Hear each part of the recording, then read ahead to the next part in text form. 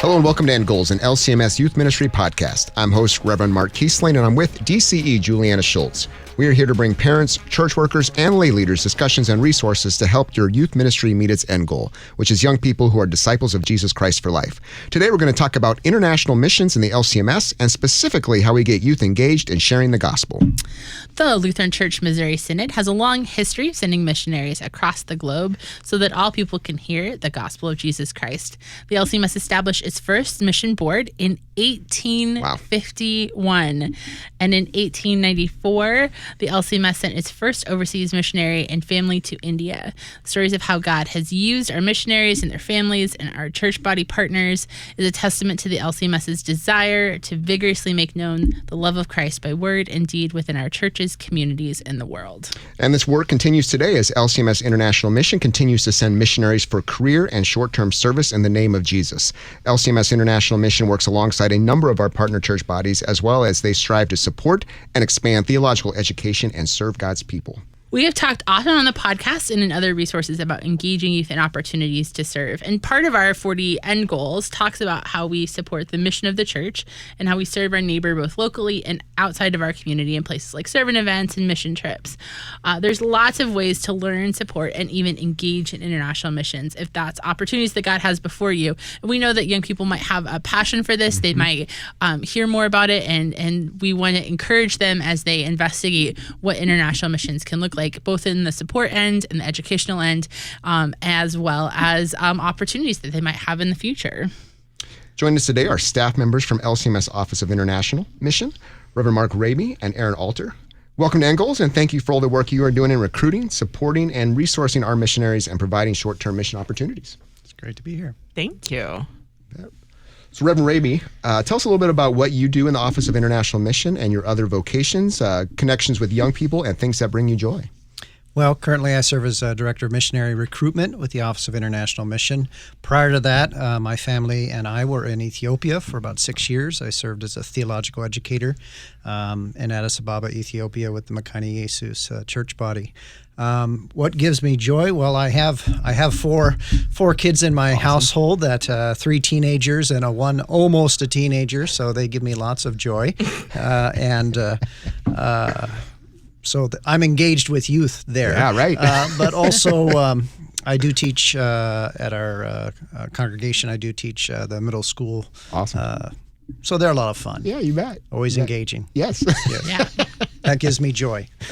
Erin, tell us a little bit more about you, your roles and programs, and the other vocations you have and things that bring you joy. Yeah, so I'm the director of the short-term program, and basically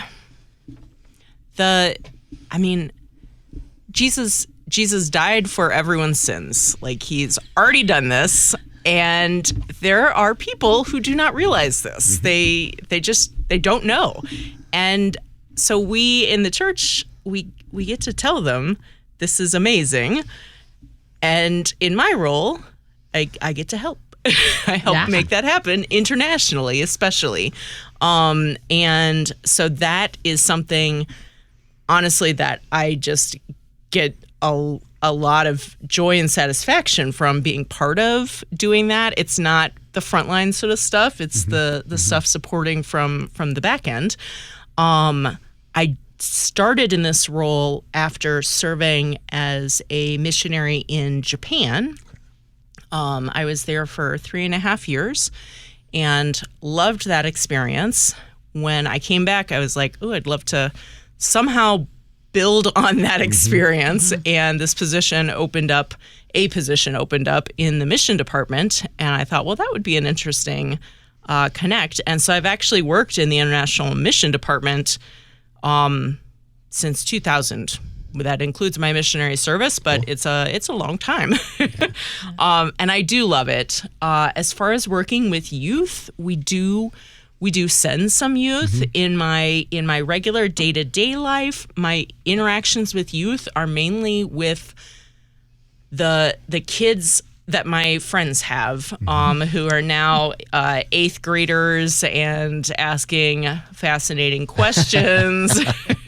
I got to host the youth group, junior high and high school at my house. We played telestrations. Nice. It was very loud and hilarious. So I do some things like that at my church and just have a good time with that. Cool.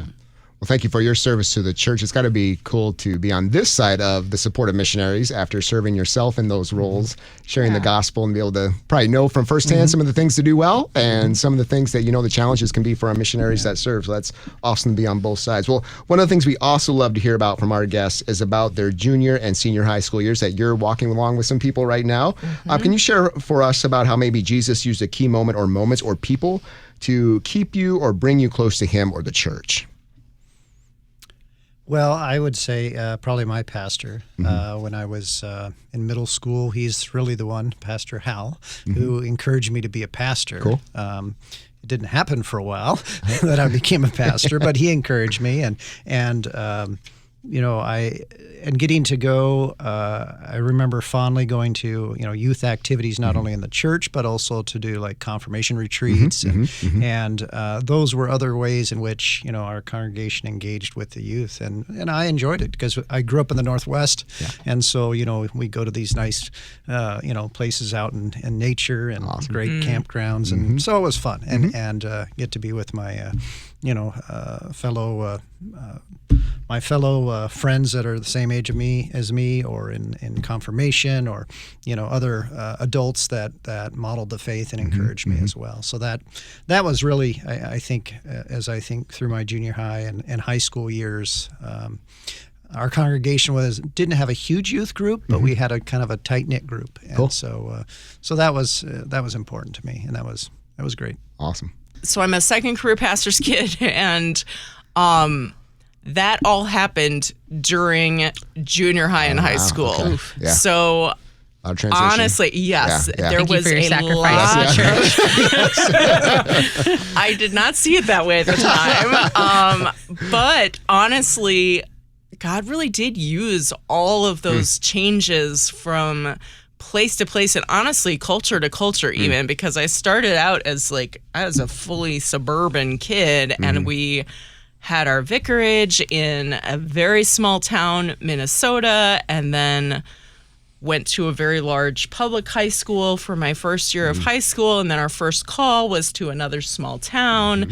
And so just all of those changes, while they were hard at the time, really did, I can look back now and see that God was using that time to prepare me and form me into the person I am with the skills and resilience that I have that he is now using in ways that I would not have anticipated. I'm guessing that came in handy in the mission field. It did. Yeah. It did. Yes. What is those skills for a purpose, right? Yeah.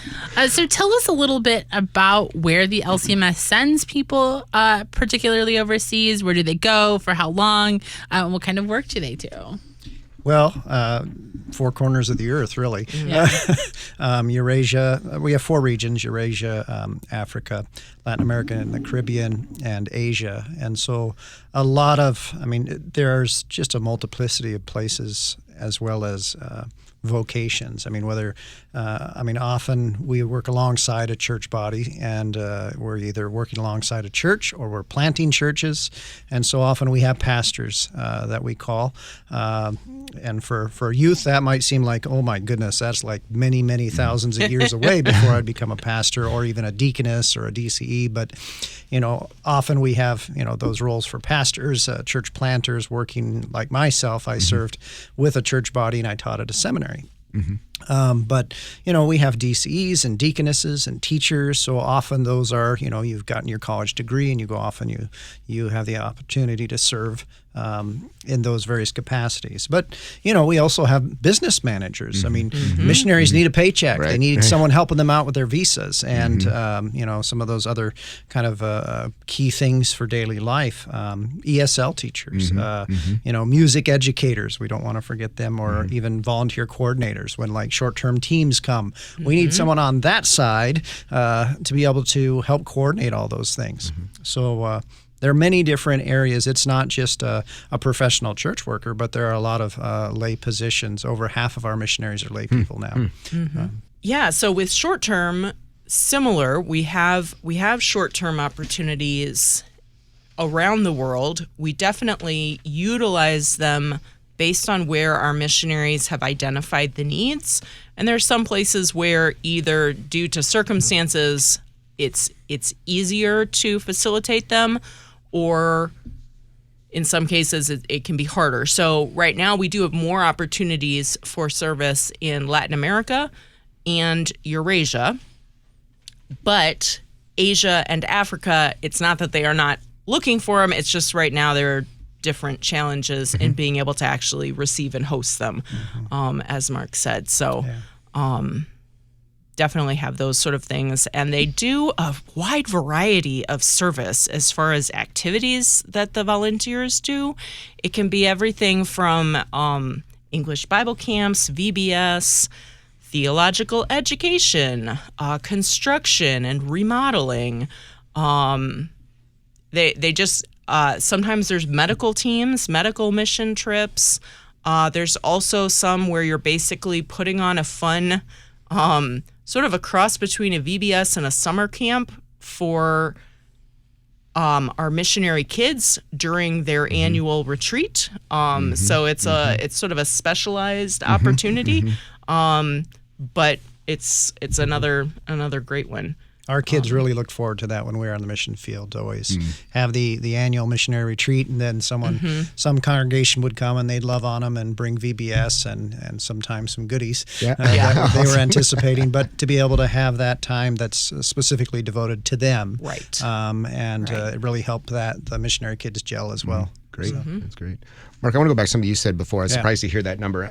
Half of our missionaries are lay people. So I understand the business manager side, I think. Yeah. I understand maybe some of the other roles that you mentioned. Or no, sorry. So I understand business manager, what they would do. I understand obviously what the pastor would do, church planting, that type of stuff. Maybe can you speak to a little bit more about what some of the other roles then are that are done? I'm surprised to hear about that, and maybe some other people would be too, to other ways that lay people and maybe commissioned ministers are serving in the field. Yeah, so I mean, there are international schools we work with. And so often we have teachers, not just teaching ESL, they might be math teachers or some other subjects that they might be teaching. But also, DCEs. I mean, DCEs are great. I love DCEs because they know how to be a team player. But DCEs are great, because they bring a fresh, exciting perspective to life, and they know, I'm a pastor, and it's great to have DCEs and all those complementary vocations. And so, whether it be working and coordinating, like for instance, we had a volunteer coordinator /DCE. So, I mean, they knew how to work with teams, they knew how to work with groups. And then, so that was a skill set that's already there for a DCE, and then to be able to work with those teams that would come over into Africa. But like a deaconess who focuses on mercy work, whether it be connected to a school with folks that might have disabilities, or the mercy work that is there in that particular region, but also teaching theology to the children and women. In Africa, we had a lot of deaconesses. I know there are many in Latin America, but in Africa, there's a lot of mercy work that's done because of the social reality. It's not appropriate for a man to come into a woman's house by himself. So for a woman to be able to have that access, to be able to share the gospel, but also bring the hands and feet of Jesus, to mercy work with them. But like a volunteer coordinator, I did mention that, but someone who, they may have a business marketing background, or language, one of our coordinators down in Latin America, Erin McKenzie. I mean, she's got Spanish, and she is very much one who uses that skill of her language, but also in coordinating trips that come to Latin America, or when we had Alliance missionaries coordinating their orientation. So there's many different facets for a volunteer coordinator, which are a great extension of our office. Absolutely. And Erin's office. Yeah. When we send folks overseas to do those short-term trips. So there's a lot of different. For instance, we just sent some missionaries to Eurasia, and his background is IT. And so for the seminary in Latvia, to be able to have an actual dedicated IT person so that they can do their classes over the internet, Wow. and we've got someone who can resolve those issues instead of everybody scratching their head. So those are skill sets you may not think of that a missionary could be a missionary, but hey, we need people like that with those gifts and talents to be able to serve the church. Awesome. Very cool. Yeah, I always appreciate just the variety of different kinds of people who come through and who are trained and we send as missionaries. I think that's a helpful perspective for us to have, particularly as you might have teens who are coming into their youth group who are thinking that the international missions is something that they want to do. But as you mentioned earlier, that kind of can seem like a long way off. Yeah. How can youth leaders encourage and support young people who are maybe thinking about that as a potential future as they kind of consider what to do and what's next in that? Well, one of the things that I was thinking that is helpful, especially like when missionaries come and do their home service time, if you're able to if a congregation supports a missionary family, to be able to go and talk to the missionaries, talk to the missionary kids when they're there. Get their prayer card. A youth group can pray for them. And I mean, that was a great blessing knowing when we were on the field that someone was praying for us. And sometimes we'd even get letters. And I still remember one from one of the elementary schools. And I still have it in my cube here at the International Center, where she wrote me a little letter. I'm praying for you, and it had a Bible verse on there. So those things are, encouraging. And it came by snail mail to Ethiopia. So took 2 months to get there, but hey, it got there. It got there. Yeah. But get their prayer cards, pray for them, to encourage those missionaries if they do come. You can look on the LCMS website and get access to those. Short-term trips, or you got to be a certain age. Maybe your congregation is going, but I don't want to steal Erin's thunder. But that might be another way that they can engage as well. I would say with connecting them with the missionary, that would be if you have a young person who really is interested in it, that having a personal connection to a missionary there's research that has shown that is going to have a real impact on them being able to then actually serve as a missionary in the future. So finding a way to help them find that connection. And whether if your church doesn't already support a missionary, we can help with that, but we can also help find a connection there. Maybe that young person would like to sort of take the lead in that relationship and invite the missionary. Can you come and present? Can you present to my youth group? And they can help plan and facilitate some of the preparations for receiving that missionary. Another thing that young people can do now, especially if they're interested in international opportunities. Another type of volunteer service that we have is online English conversation partners.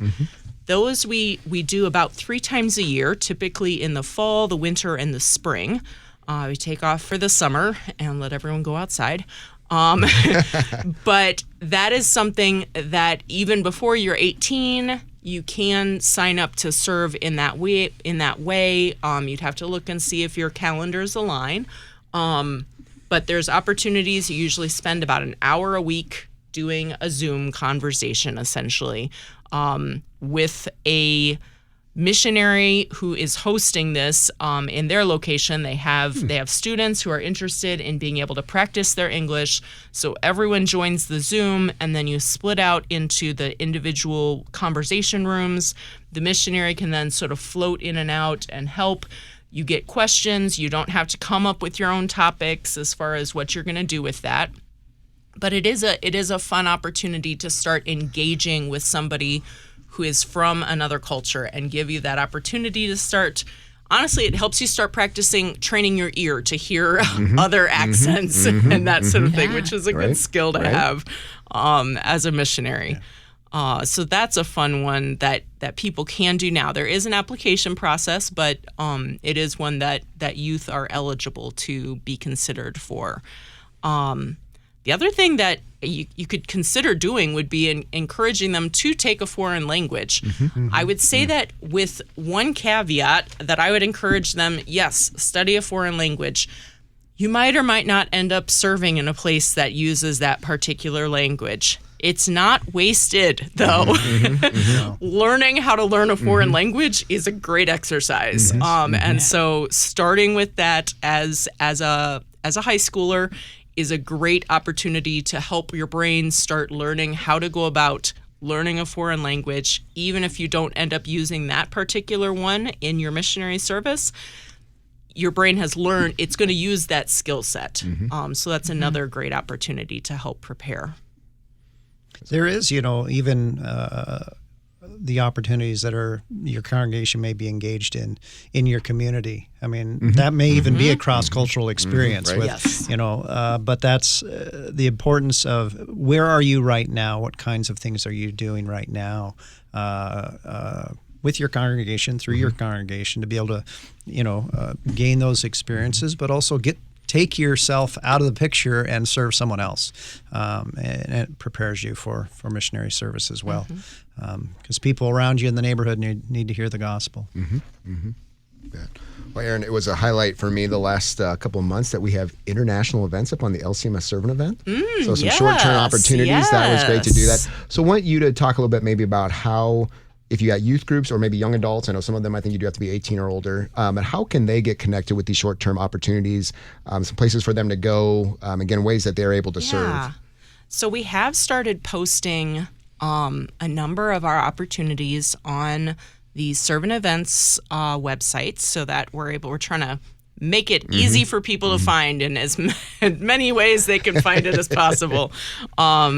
So youth groups, if your youth group is interested in serving together, there are some opportunities that are well suited to having a youth group team. We do have some caveats, similar, I think, actually to servant events, where we're looking for an adult to youth ratio. Ours is 1-4. And we also have an age bracket. If you are between 14 and 17, you can serve on a team from your congregation. If you are younger than 14, you do need to be accompanied by a parent, parent or guardian. So that's our sort of cutoff there. If you're older than 18, you can serve on in anything that you're qualified for. So there's no age at that point. You're a legal adult from our perspective, so you could go and serve individually. You could serve on a team. For the adult leader, you do need to be 21. Okay. So we have that sort of thing that we'll talk through that sort of detail with you if you're interested. Some of the opportunities that are well suited to youth groups are the English Bible camps that happen every year in the summer. Those are a lot of fun. We actually write the curriculum for those so that it is ready to go. It has an English component, it has a Bible component, and it's Lutheran. It's great. Awesome. And it's all packaged and ready to go. You don't have to come up with your own ideas. It's there. You just print it out. We even actually print it and mail it to you. So curriculum is great. It's actually available on the website if you happen to be in an area that has English language learners that you would like a resource to be able to host something like that in your neighborhood. Cool. You are welcome to just download it and use that resource. But English Bible camps, those happen typically in Europe. This summer they are in Poland and Czech Republic, and I would expect we'd have those again next summer. We should have dates fairly soon. They're typically in July and early August is when those happen. So those are a great one. We have youth teams that are happening this year on those during those English Bible camps. Those are great. Puerto Rico is another one. Puerto Rico is nice. You don't even need a passport to go to Yes, Puerto right. Rico. That is the United States. But we still count it as international because we do. So we'll just let that one be international. Puerto Rico, it's another great opportunity. That one is going to be more of a tailoring. They tailor the opportunity a bit to your group. So if you are interested in being able to do some of the construction, hammer and nail type stuff, Puerto Rico is still recovering from past hurricanes and that sort of thing. Earthquakes, they've just been pummeled. So there's that type of opportunity. There's also some outreach type opportunity in the community to be able to connect with the congregation and reaching out to their neighborhood. You can do sort of a mix of the two. So that's something that they would work with you to sort of determine what type of specific activity your group would actually do. But that's another site that's great for youth. I anticipate there's going to be some other locations that are also great, but those are ones that are tried and true. So I can speak with confidence that those are particularly great ones for youth groups to go on. I know I've had some connection with congregations that do the English Bible camps, and it's great experience for their youth. I mean, that they just come away enriched, and I think people get excited about it. I think for church work careers through that, I mean, I've heard that story, just that opportunity to serve in the name of Jesus and then get to know people internationally, other Christians internationally, and be able to make that connection is an awesome thing. So it's cool. It's great. And Erin, you and your team work together with anybody who's thinking about those to walk them through all of the steps and supports for that. Yes. Beyond just the initial placement process to sort of match them up with an opportunity, then we walk them through every step of the way. Here we have it all laid out. You don't have to figure things out. We will tell you exactly what you need to do and when.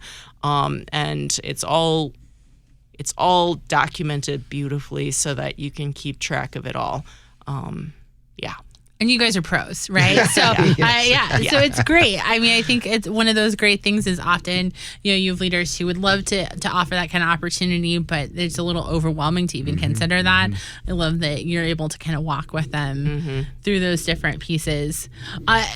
But not every youth group is going to be able to do that, right? So what are some ways that you guys have to maybe teach more about international missions or resources that youth groups can be using to help maybe even start that spark of interest with our young people? Yeah. So I would say for this one, I'm gonna have to go with Missions Unpacked Teen Edition, which is a curriculum. It's available for free to download.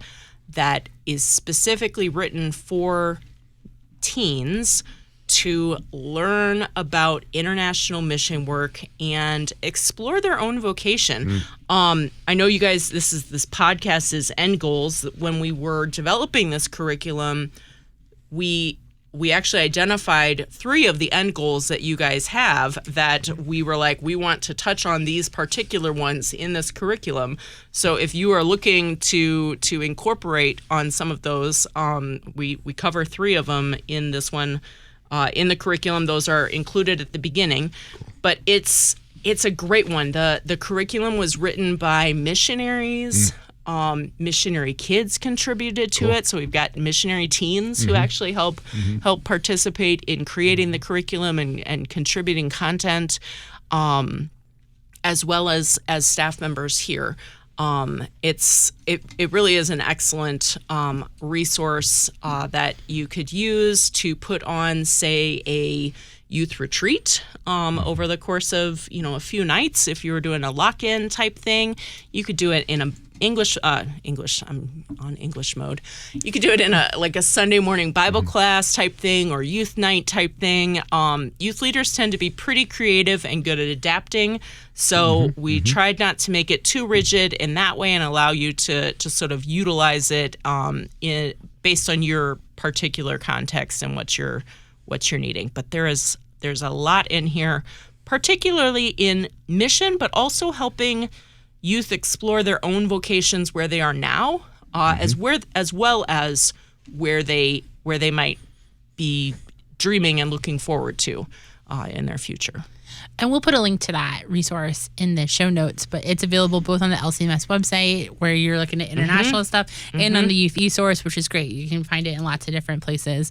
It is a fantastic curriculum. And then, Erin, you guys also have a podcast that talks to missionaries too, right? Yeah, that one is fun. It's called 5 Minutes with a Missionary. And as you might guess from the title, it is short and sweet episodes. It's about the attention span of a teenager. Yes. They're great. We've had missionary kids who actually are the primary speaker on some of the episodes. Basically, we throw out a topic and see what sort of reflections missionaries from around the globe have on that particular topic. There's some similar threads and there's some striking differences. So it's been a lot of fun. Awesome. Mark and Erin, thanks so much for all those resources. Anything else you'd like to discuss and point people to on anything website-wise or other resources that might be available? The only other resource I can think of is one of the things that we have introduced is Shadow a Missionary. Obviously, that would be something for someone who's finished their college degree, but maybe they're interested in mission work.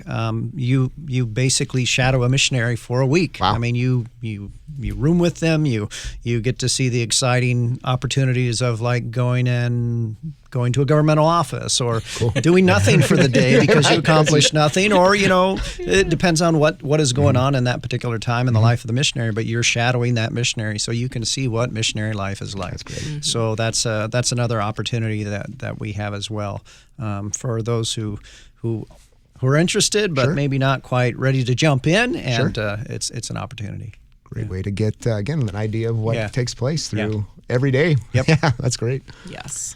Well, certainly we will, as we said, put links in the show notes on how to get a hold of you guys and some of the websites and your socials, which you're very active on as well. And we hope that people take advantage of that, take a look at some resources and connect with you guys as you think about helping young people to serve internationally. Thanks for joining us. Thank you. Thank you. One thing I love talking to our friends in LCMS Office of International Mission or missionaries, or we're blessed to have a museum here at the International Center to go down. There's so much stuff about our mission work across the LCMS, is to just have that encouragement of, since the beginning of the LCMS, we're all about missions. We're about sharing the good news of Jesus. We've got that good message to share and we want to tell others. And man, they are an encourager. It's just inspirational, again, to see what our missionaries do on our behalf, but then also what we can do in our local congregations and local communities to share the good news of Jesus as well. Yeah, I think young people today are so much more engaged in what's happening across the world, and they're so much more cross-culturally minded.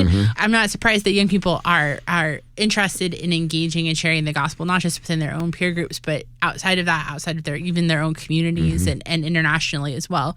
I know we have young people in my youth group who, whether they saw missionaries at the National Youth Gathering or at district events or just heard stories, who just got incredibly fascinated by that possibility, and that was a fun fire to try and keep kindled and keep them thinking about it as they considered that. Yeah, it's always one of our highlights of the gathering. I think we always have ways to meet missionaries, whether through sessions or Office of International Mission might do a booth, or less. We've had, I can still remember one, this was before Zoom was a normal thing, that we actually Zoomed with a missionary like in Africa, like midnight their time. they got up for participants of the gathering to Zoom with them and see a day in their life. And I know as a kid, we were blessed to support LCMS missionaries in Africa as well as on Indian reservations in Montana. And I always remember every week praying for them and just keeping them in prayer and learning through them. And then, man, when they come and visit, was just an eye-opening experience for me to understand, again, how the gospel goes through the church and how people are, again, through the work of the Holy Spirit, come to call Jesus as their Lord and Savior. And what a beautiful thing that was, and encouragement that was to me in my faith walk too, and to understand that and see how the church works. So again, thanks for all our missionaries. Thanks for the Office of International Mission and the work that they do, and certainly ways that we can support them in many ways. So a few closing questions for you to consider. What are ways that you can encourage youth who might be good fits for future international service? How can you actively lift up and support current missionaries in your youth ministry or congregation through prayer, financial support, or other engagement? And how can you give young people opportunities to share the gospel with those outside of your community? We will continue to keep you in our prayers as you give young people an opportunity to serve and as they consider how to share the gospel with those who might not already know it.